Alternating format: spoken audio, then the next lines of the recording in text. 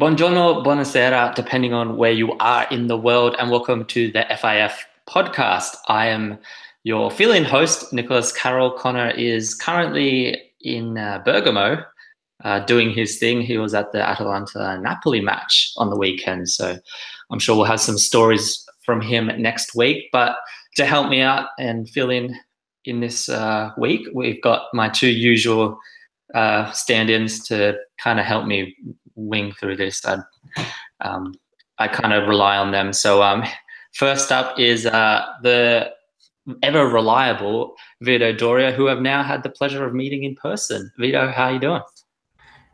Hi, Nick. Yeah, great to join you on the podcast, and was good to meet you in person as well. So looking forward to another cultural discussion. And joining us is our favorite Neapolitan, Caterina Mira. Kat, how are you going? Hi, Nick. Fine, thanks. And great to join you again. And it's been a good weekend for us. So let's talk about it. Yeah, well, we might as well start with the match that's just kind of finished off in the last hour or so. It was a late game this week, and Juventus, it was a 1-0 win over Genoa, though let's say it was pretty much all the Bianconeri. That match wasn't the most thrilling of encounters, 15 shots to 4. The goal was to Douglas Costa, and could have been more. There was a Miralem Pjanic shot that required a pretty spectacular Matteo Perrin save, but otherwise not too much to talk about in that match, so we're not going to go too much over that. We're going to head straight into some of the other matches from the weekend itself, starting with Atalanta-Napoli, which I mentioned Connor was actually in the stands among the Ladea fans. It was an important win for Napoli, I think we could say. Kat, I'm going to go straight to you. I think it's fair to say Atalanta's been somewhat of a bogey team for Napoli. They've won 3 of the last 4 encounters before this match against them. So to go to Bergamo after the break, it's a win, I think. Your thoughts after that match? Yeah, exactly. In Italy, we say bestia nera. It's our bestia nera. And so it was pretty awesome. The match was 3 really important points for us, and not only for the table, but especially for the motivation. And going to Bergamo against one of the top form teams of the moment, and after the break, everybody probably expected Napoli to drop some points.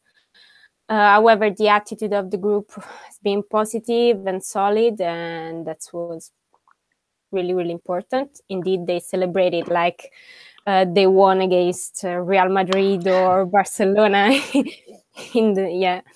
And from also these things, you can understand that every game is now a final for the race, and so the spirit is right, and I'm happy about it. And they only should stay focused on working, and hope also that now that Gulam and Milik, they are both recovering, and so coming back soon and end the season with the same attitude.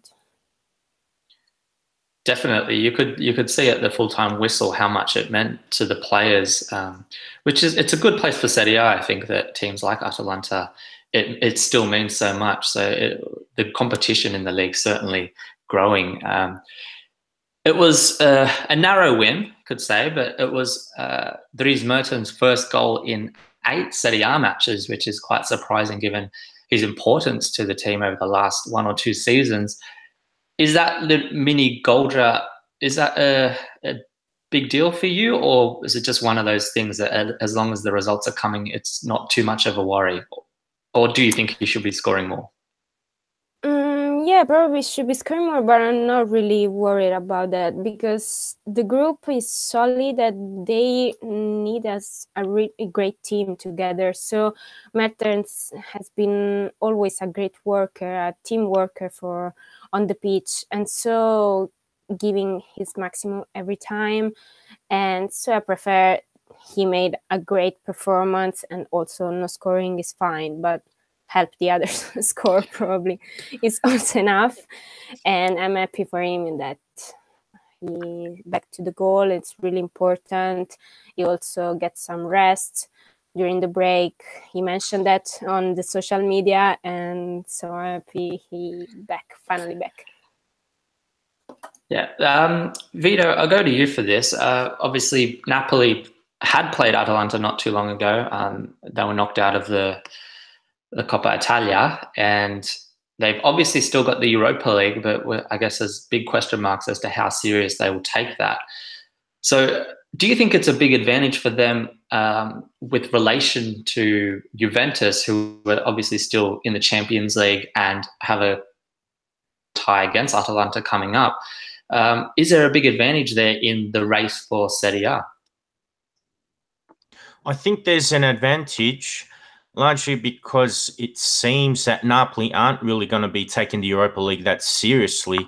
So assuming that they do lose to RB Leipzig in the knockout fixture in the Europa League, then Napoli will definitely be far more focused on the Scudetto chase, whereas with Juve, they do prioritise the Scudetto a lot, but I do believe that Juve need to focus more on Europe because they've already proven themselves an abundance of times in Serie A, whereas at Europe, they've still got this record of underachieving, unfortunately.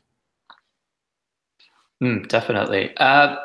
We won't discuss Atalanta too much in this one because God knows we do it every week with Connor. So we'll stick with Napoli, and I just want to go to a bit of a discussion that's been going on through the week. We've had an article that Connor actually wrote about Simone Verdi and his seeming decision to stay at Bologna and not sign with Napoli this season. Connor was of the opinion that basically he's missed out on a chance and he hasn't backed himself. And we had Vieri and Dov discussing this on YouTube as well. They had opposing opinions on that as well. So check out the YouTube video on that if you haven't already. But there seems like a lot of opposing thoughts on this one. So I'm going to put it out to you two to see where you stand in it. Should he have gone, or should he have taken this opportunity, or was he right to stick with his guns and keep going at Bologna for the time being? So I'll start with you, Kat, because you are a Napoli fan, so you would probably know more than anyone if he actually would have played any matches. Well, I don't know. I'm a little bit in the between of that because his choice, I think, has been smart and wise because he could get probably a big offer in the summer if he's still playing good in Bologna. However, if he continues, to do good things and probably will join Napoli or Juventus, because I think probably will join Juventus at this point in June, or any other big team, he for sure will take more money, I think, but he either will find the same situation of the current situation or no. He will start in the 11 or will find the bench again in September. That's the thing. So at the moment, I think it's a good substitute in Napoli because we cannot hide that Sarri have the three here. The trio is, you can say anything about them. So he will probably join the bench. However, you are 25 and 26 years old in July. You are not so young anymore, so it could be a great chance for you, for your career, to step up in a big team. And so the train, we can say, pass only once in life. And probably you can miss a chance, or you could be lucky in June and find another big team. Sometimes I think every player is ambitious, so I don't think he's not ambitious or something like that. But sometimes you need to have the maturity to risk, and probably he didn't feel ready enough for the team or for Napoli at the moment. Maybe it's good also for Napoli to not have him now, and so to integrate another player in the team right now, that we should be focused on the Scudetto race. However, I don't know, I believe he's a great player, and you cannot forget that also there will be more competitive transfer market in June. So he probably missed a chance, I think. But I appreciate his choice for the Bologna fans and for the team as well. So some very philosophical points there, Kat. Vito, where do you stand on this? I think he made the smart move by staying at Bologna. In the last 10 years, I've seen a lot of Italian players try to take the big step and they failed. Unfortunately, the current generation is nowhere as good as what Italy produced before the turn of the century. So, yeah, have been players like Mattia Destro, Fabio Borini, Sebastian Giovinco, Alessio Cerci, who have made similar moves, but they looked out of the depth in clubs where the pressure was bigger and they had to take on greater responsibilities. So Simone Verdi, in my view, has made a smart move, because before he went to Bologna, he was predominantly a bench warmer and a journeyman. So finally he's got this stability, and I reckon that regardless of his age, stability should be the focus. Another thing to take into account is to accept your limitations. It's great to be ambitious and all, but you don't want to let any sort of fame or attention get to your head. So staying at Bologna, at least for another 6 months, I think that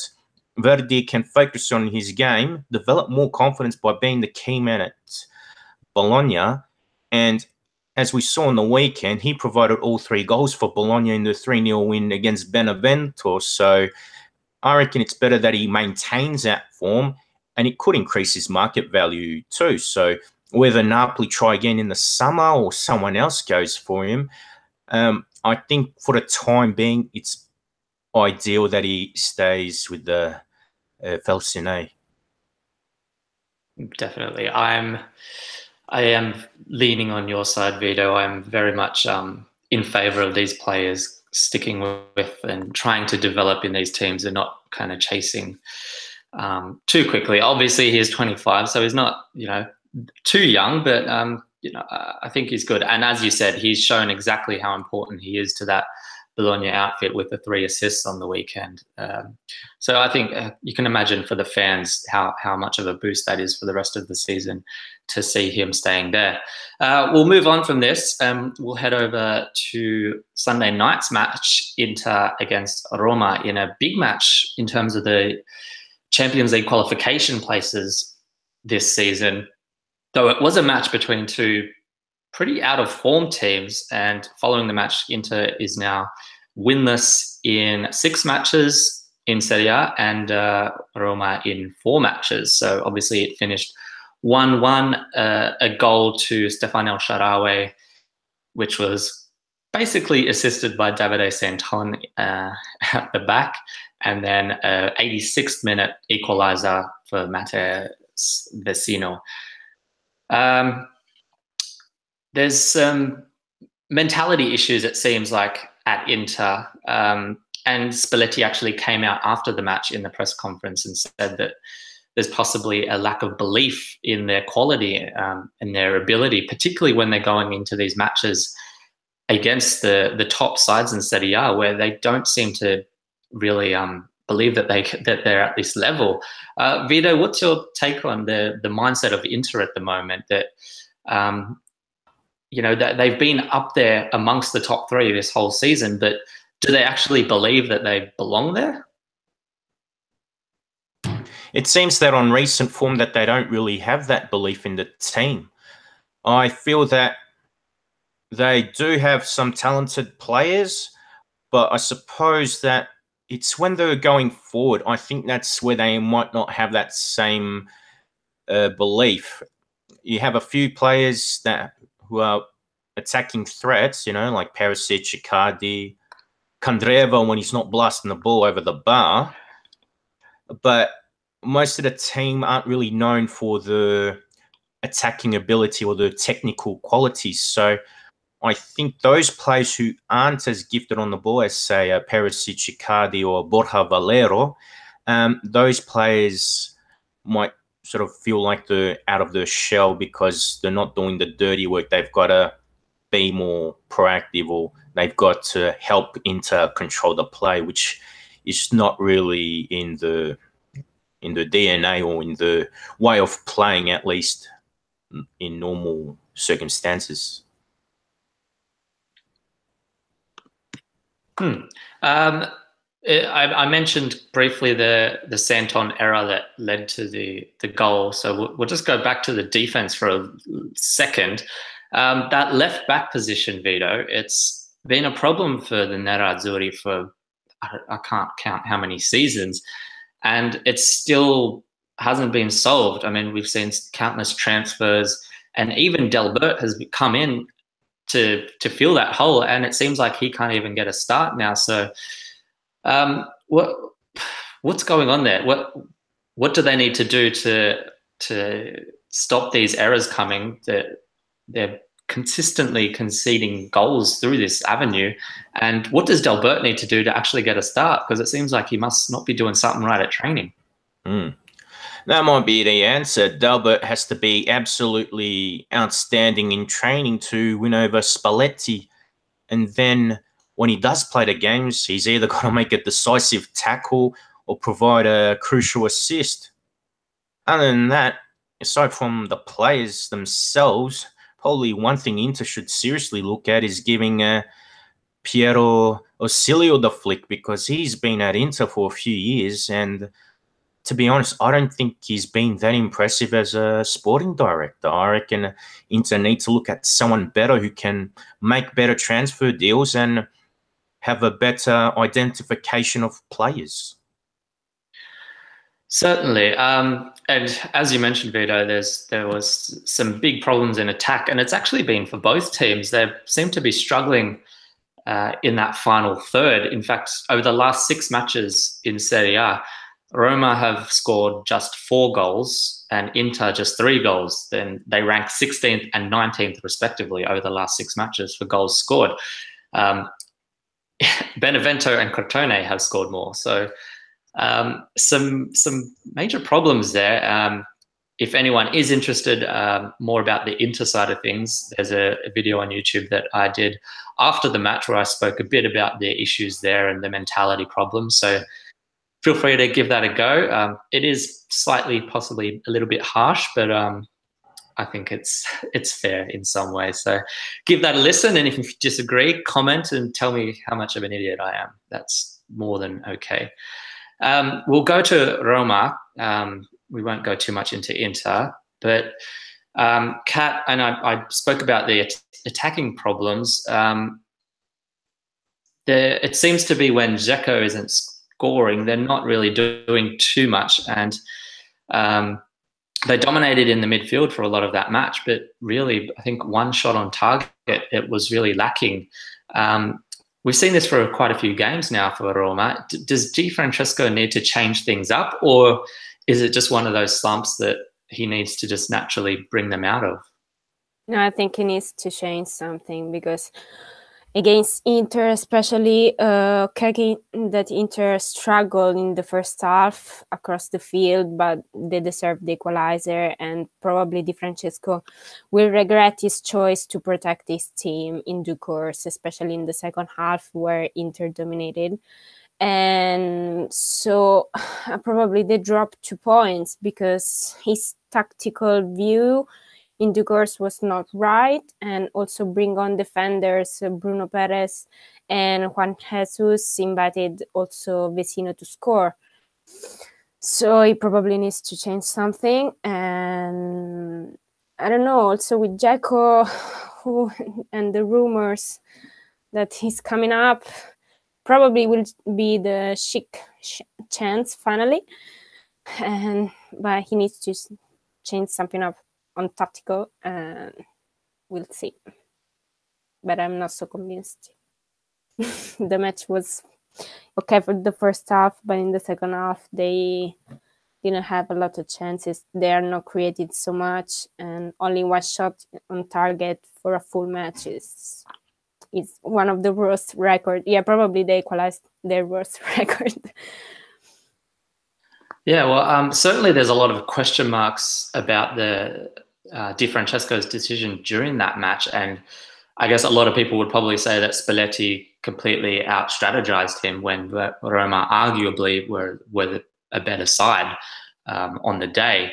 And of course, FIF, everyone is always getting the inside information on everything, and we actually have a little insider info from that match where apparently we heard where our little birds have been telling us that Fazio actually went crazy at Di Francesco after Inter scored because of those changes, basically having a go about that. He shouldn't have approached it that way, particularly in the substitutions that saw them drop back quite deep and basically invited Inter into the match. So yeah, it seems like a little bit of a disagreement within the club as well with these lack of results of late. So it'll be an interesting one to keep an eye on how they progress, because they have started the season so well. We shouldn't,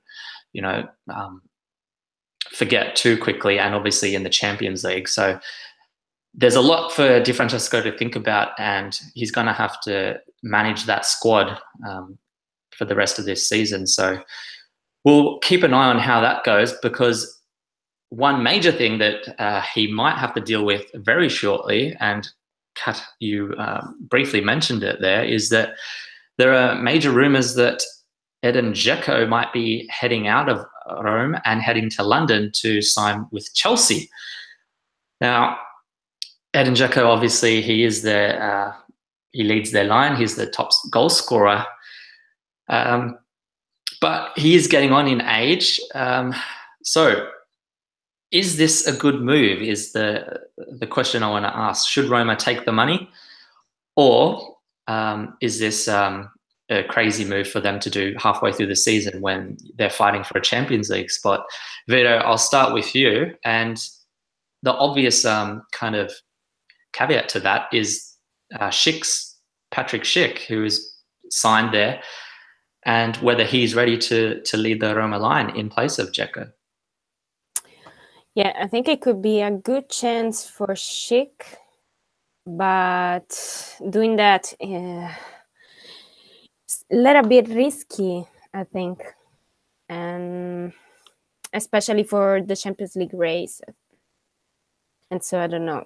There are good money, but at this moment of the season, it's important that Roma probably should set up with it and then try to sign in June. Vito, you saw firsthand how strong Patrick Schick can be as a Sampdoria man. What are your thoughts? Should they take the money, or do they need to try and do anything they can to keep Dzeko there? At the moment, I reckon they should keep Dzeko for the time being and sell him in June.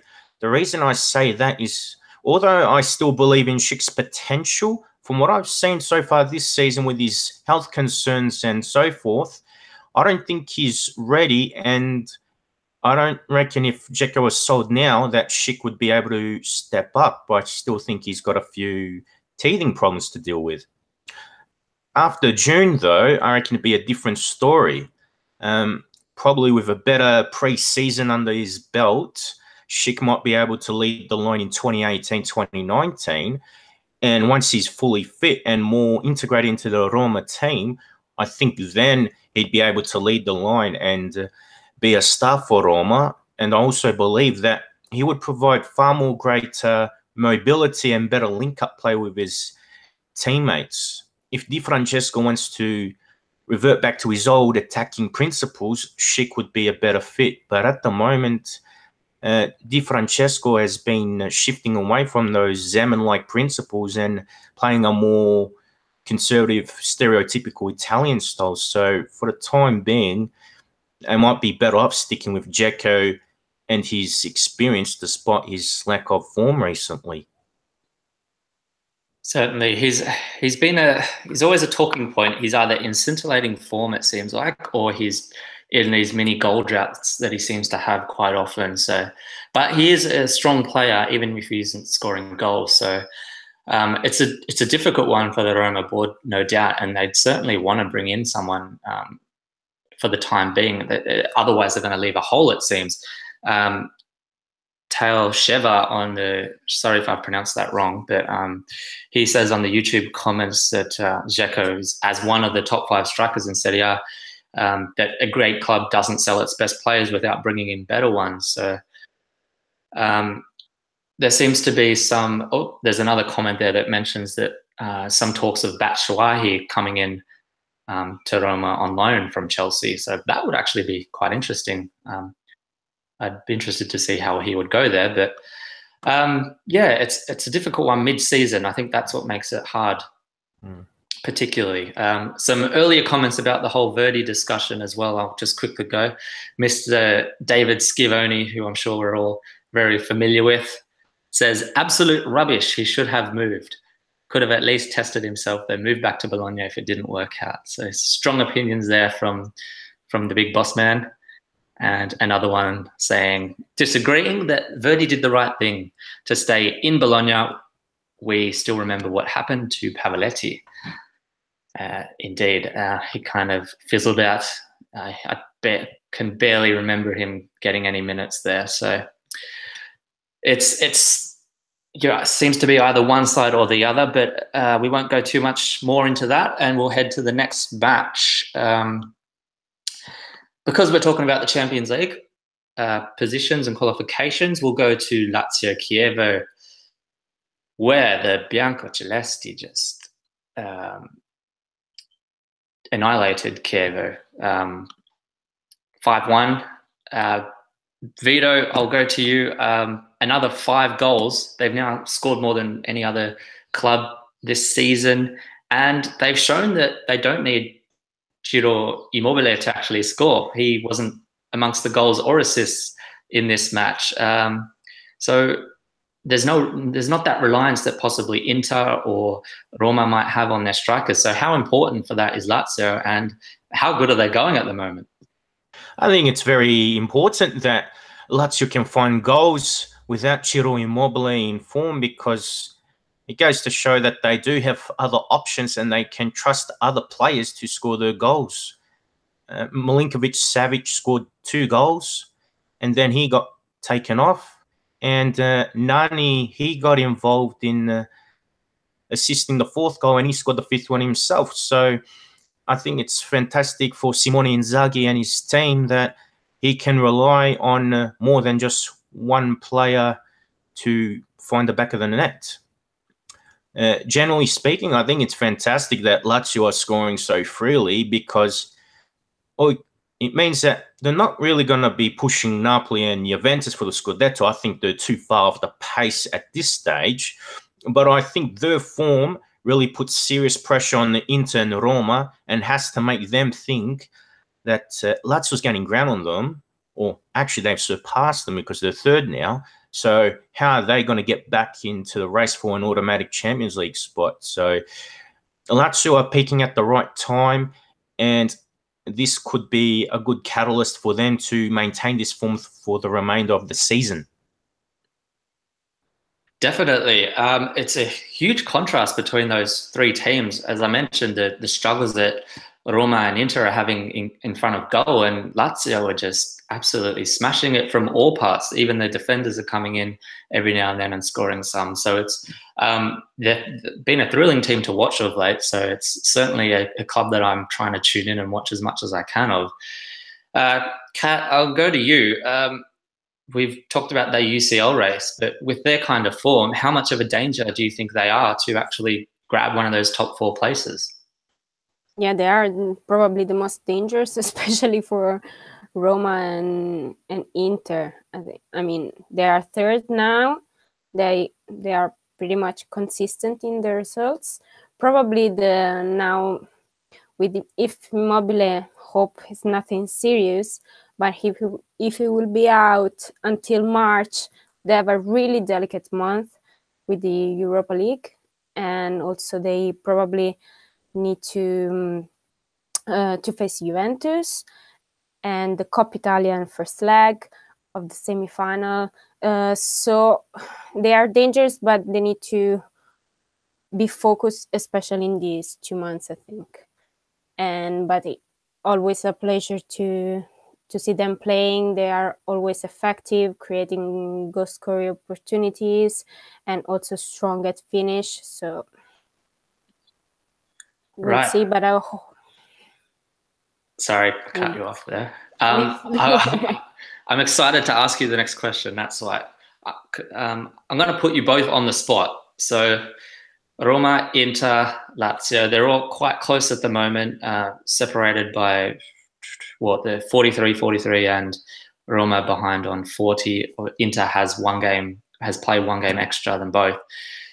So, assuming that the top five is more or less set, and it's going to be those three that plays for the last 2 Champions League positions. Of those three, who misses out on the Champions League next season? Vito, who misses? On the basis of what the squads look like now, I would probably say Inter, but it also depends. I know you'd probably have been saying it, but it really depends on how the new signing of Rafinha integrates to the Inter team. If he is the attacking midfielder or trequartista that they need, if he can gel in quickly and make an impact, then they can hold on. If not, then Roma could take that place. But that also depends on the Dzeko deal too. If they lose Dzeko and then Schick doesn't fire, then they're in a big trouble. But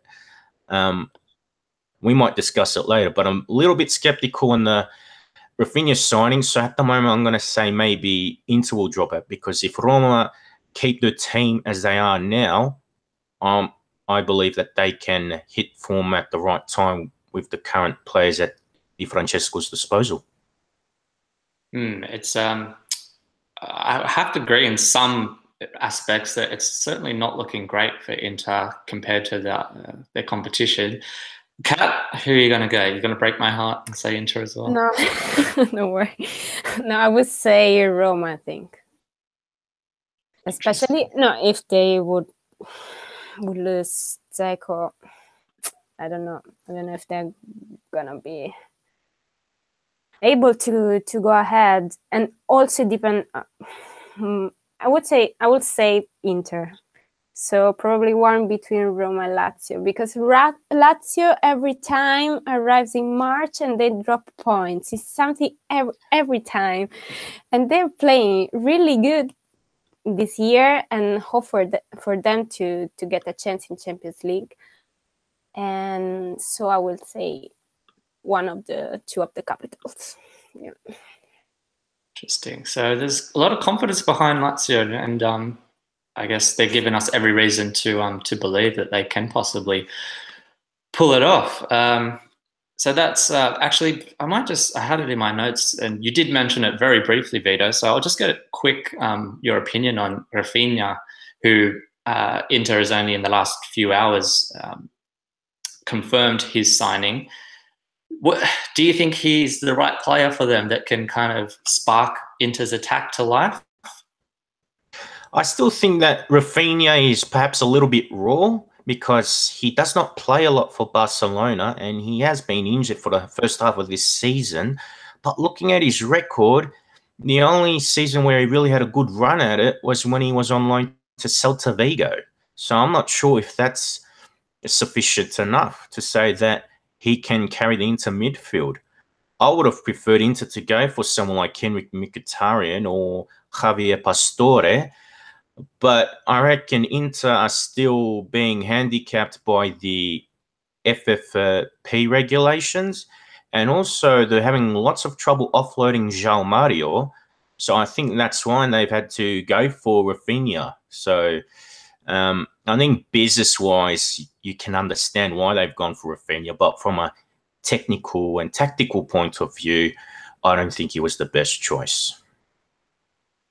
Certainly, that it seems like there weren't that many options, but it's not the most inspiring signing by in a lot of ways. But anyway, we'll have to see there. So we've skipped back to Inter and kind of jumping all over the place. So let's go to another game, one that might make you a bit happy to talk about, Vito. So Sampdoria's win over Fiorentina, which finished 3-1, and a hat-trick to Fabio Quagliarella, who is now on 15 goals.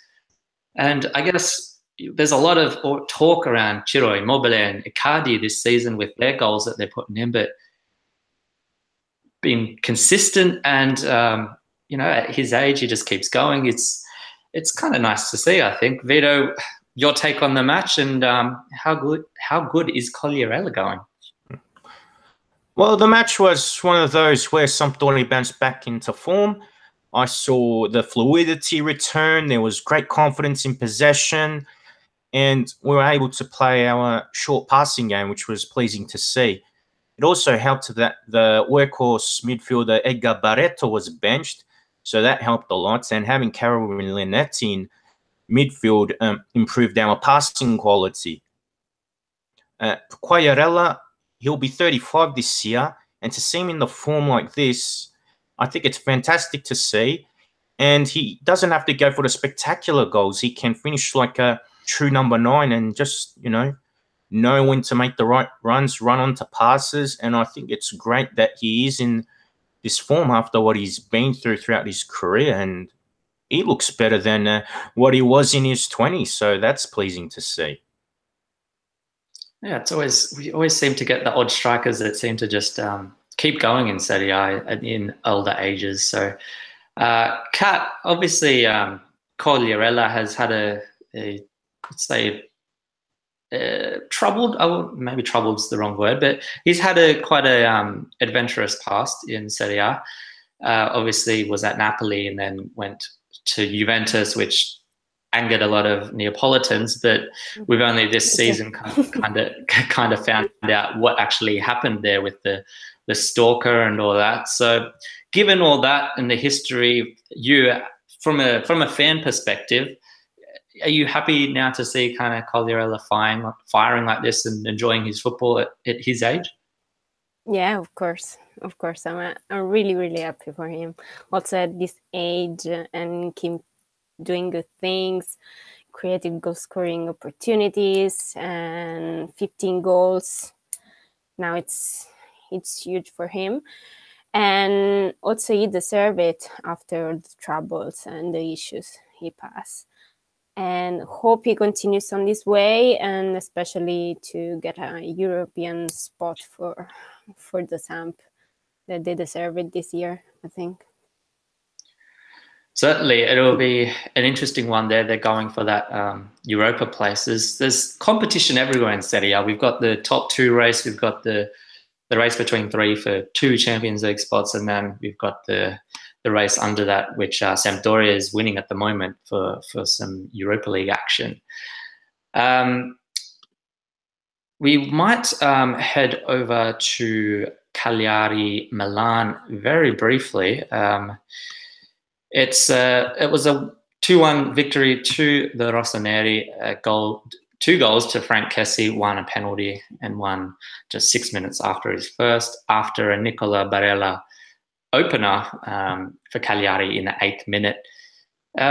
Wasn't the most prettiest match or victory, but Vito, is it fair to say that at this point for Milan, it's just a matter of getting the 3 points and being happy with that?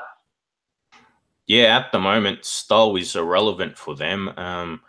It's different to a team like Juve who win all the time and probably should add a bit of style to make the wins look convincing and make them look dangerous. But the Rossoneri, after the bad start they've had to the year, I'm sure that, 3 points, regardless if it was pretty or not, I think they'll just be happy to register the victories. And Frank Kessie, the former Atalanta midfielder, got 2 goals, so he'd be happy with his performance, and he was one of those guys that was expected to do a bit better. So it's good for him to have a solid individual display on his part. Definitely. Frank Kessie might be starting to become that dominant midfielder again that we saw at Atalanta, and I'm sure that many Rossoneri fans are hoping to see him develop into more and more as the season goes on. I think that's it in terms of the main matches. I'll just quickly run through some of the other Serie A scores for the week. Udinese against Spal finished 1-1. Sassuolo Torino also 1-1. Bologna, as I mentioned, with the 3 assists for Simone Verdi, defeated Benevento 3-0. Verona lost to Crotone. Crotone scoring 3 goals there, and they're just out of the the relegation places at the moment. So they're looking to hold on again, representing the Southerners very well. And that's about it. That's the matches for this week. We might leave Serie B for this week, and we'll do a bit of a recap when Connor's back next week, and I'm sure he'll have some stories from Italy and his adventures. I think Luca, who is also a common contributor on the pod, he was out there as well and was at the Milan Inter-Roma match. So plenty of stories to come. So ensure you are keeping up to date with everything on Forza Italian Football. On the website, there's lots of videos coming out that Vieri and I've done one on Inter-Roma. And there's potentially a couple more coming out that might feature some individuals on this very podcast. So keep an eye out for some Australian exclusive FIF videos. Of course, Twitter, Instagram, there's a cool little FIF Cup going on at the moment on Twitter and the website, so keep an eye on that. A couple of the FIF crew have been knocked out already. My condolences to Kat and Vito. But I'm still going strong in that. So any support out there, I appreciate it. I think we'll pretty much wrap it up there. Otherwise, I'm just going to keep talking nonsense. So Vito, Kat, thank you for joining us. Do you want to tell us quickly about anything you have coming or where people can find you on the... Vito, you can go first. Well, aside from obviously reading the Forza Italian Football website, you can follow my Facebook fan page at Vito Doria. Otherwise, there's my Twitter handle, which is at Vito C. Doria. So have a look there. And Kat? You can find me on Twitter as Caterina Mirra or Facebook, the same, Caterina Mirra. Okay, and just before we go, I'm going to ask you guys one more question because it's just come in on the YouTube feed.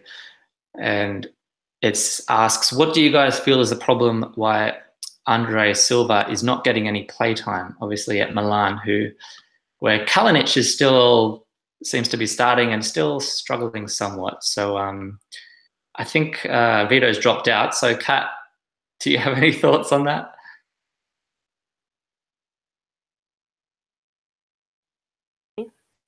Okay. Yeah. About Andre Silva, right? Yes. Well, yeah, I get the point, but I don't know. I prefer him to Kalinic at the moment. So I think Milan could be point on him, and we'll see then. But I think now Gattuso needs to do a lot of work on the team in general, and they are in a good condition, especially in the last 3 or 4 games. And so Stefan Cassi and probably Andre Silva will be a good point to look at it and to get in the games. Vito, we just before we left, we got a question about Andre Silva. What the problem is there? Why he can't get any playing time? Quick thoughts before you say goodbye. I don't think there's really a logical explanation as to why he's being denied all this playing time, because in the Europa League he's scoring freely. and Milan look far more convincing. But in the Serie A, he just doesn't get a proper run at it. Maybe he needs to be a super sub and then just score a couple goals in the space of 10 minutes or something. But yeah, for some reason or another, Kalinic is there. And he was involved with both goals in the Cagliari game, but Kalinic has not impressed me at all. And on the basis of what I've seen, at least in Europa League, Andre Silva and Patrick Cutrone, they've been finding the back of the net more than the Croatians. So Gattuso likes to use 4-3-3. Even if he uses Cutrone more often, that would be ideal. Otherwise, maybe for the Europa League, he should change things up so Silva and Cutrone could somehow be accommodated. All right, guys, we've pretty much said our goodbyes already, half, so we'll just end it there. So thanks for joining us. For those who are on YouTube, thank you for the questions. If you're listening on the podcast, remember you can actually listen live on YouTube. We do this depending on where you are in the world. It's usually Monday night in Europe, or if you're in Australia like Vito and myself, then it's Tuesday morning. So you can watch live and ask questions as we're going. So please feel free to join us. Otherwise, on behalf of Vito, Caterina, and myself, ciao for now. Ciao.